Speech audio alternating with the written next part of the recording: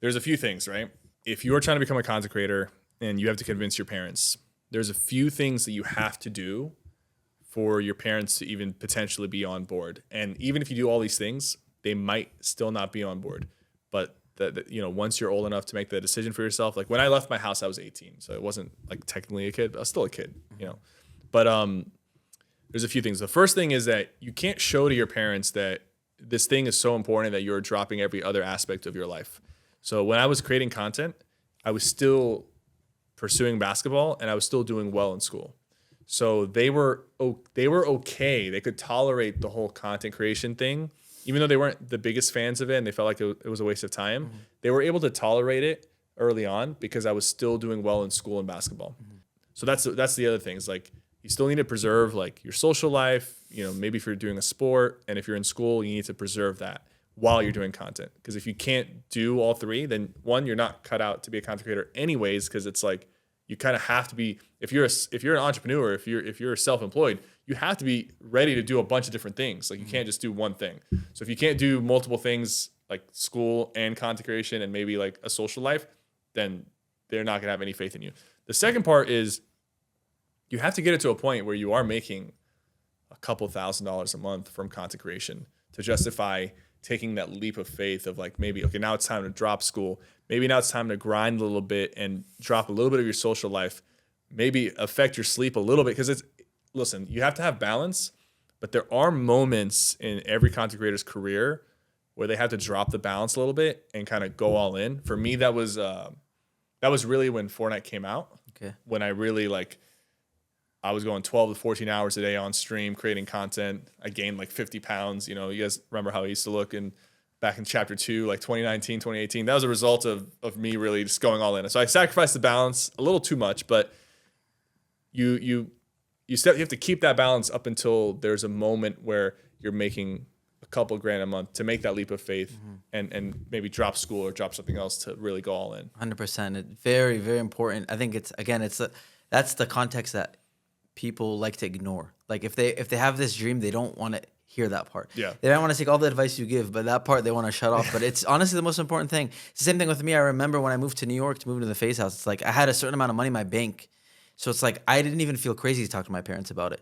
And my parents couldn't deny at that point because it's like it was proven. It was proven that opportunity is worth 1 year of off, right? Yeah. So really, it's not even trying to be that guy, but for the younger people that want to do it, you can't get angry at your parents. You can't just be like, I don't have anything, no success, but I want to drop everything, want to drop out of school, want to do nothing but this and just grind. Because even you've mentioned it, but it may not even be the best way to get the start you're looking for. Like I think, and you've mentioned also like from school, from basketball, there's a lot of things that you won't realize that you'll take from all these things that you want to drop to do this that will help you succeed. Exactly. When you actually do hopefully get that shot to take it full time or whatever it is.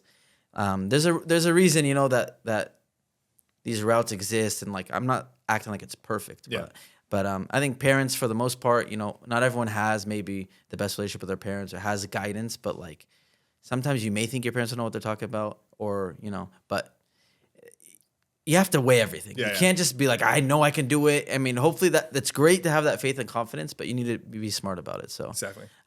Thank you for that. It's really important. I just have a few questions before we move to Fortnite, because obviously it's a big thing. But first off, about your RuneScape era, I heard something about you had like some gold selling business or something. Oh yeah. So you had some money coming in from that. Like you must have been a businessman from the beginning. So what was that? Oh, from the very beginning, like this is a 14, 15-year-old trying to make money fast on RuneScape. And obviously in RuneScape, you have gold and people are willing to spend real life money on that gold, right? That's like, you're not supposed to. That's against the terms of service. Yeah.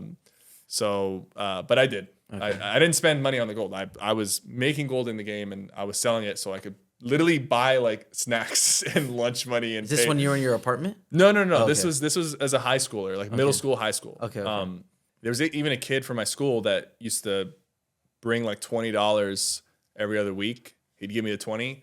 I would go home and give him like, I don't know, probably like 5 million gold. Like each million was a couple dollars, something like that. There was an era where I was kind of like trying to make RuneScape money, turn it into real money. trying to do things like that. Like it definitely like RuneScape kind of taught me early level entrepreneurship and just trying to be like street smart when it comes to like dealing with people online in the internet. You know, I got scammed one time on RuneScape as a kid, and I promised to never get scammed again. And the way they got me was impressive. I'll tell you real quick how they got me. Yeah. And this is something that anybody. There's so many phishing schemes, right, with RuneScape. Well, there's phishing stuff, but this was like a very like a social engineer scam that got me good. Okay. And you know, anybody watching, even if you don't play RuneScape, I can explain this in a way that'll make sense. So I have an item that I saved up a lot of money for. It's a weapon, and it's worth about 5 million gold in the game. And some guy, I'm in the bank. This dude's not even talking to me. He's just saying, buying the item that I have for 6 million gold. So I'm like, okay, I just bought it for 5. I go sell it to him for 6. I make a little profit. I'll buy it again for 5. Now I have the item and 1 million gold extra. So I go and I trade the guy. He wasn't coming to me. He was just saying that he was buying that item for 5 million. Trade him, put the item up. He doesn't put 6 million gold up. He puts another random item that he's claiming is worth 6 million gold. Okay. And I'm like, I don't know that item at all. This is back when there was no price check. There was not a lot of information online. You couldn't just search up. You kind of had to know. And I didn't know. So I was like, seems suspicious. Not going to accept this trade. So I declined. On the other side of the bank that I was in, there's like a little area. On the other side, there was a guy buying his item. So he had a ring that he was trying to offer me for 7 million gold. Oh my God. You got straight scammed. So I was like, wait, these guys are far away from each other. Like they don't even know that so I'm like, let me be the middleman. So I go to the first guy and I'm like, here's my weapon. He gives me the ring. And then I go to the second guy and I'm like, here's your ring. You like that he's trying to buy for 7 million. And then he's just like, I'm not interested anymore. And I'm like, wait. Oh man. Wait a minute. And then I did some research on how much the ring costs, and it was like 400,000. Oh my, dude, that's crazy because those like that's a scam that I feel like you'll run into. Like if you're abroad, if you're going to a different country, like people do stuff like that. And look, I was 13 at the time, maybe even 12. Like they got me, but they got a kid, right? Yeah. But that was a very important lesson on trusting people online and doing your research, and it stuck with me, and that kind of got me into the whole. That's like a classic scam, man. Yeah. That's like the stuff that happens like going around Europe. Like one guy's here, one guy's there, and they just set you up. Exactly.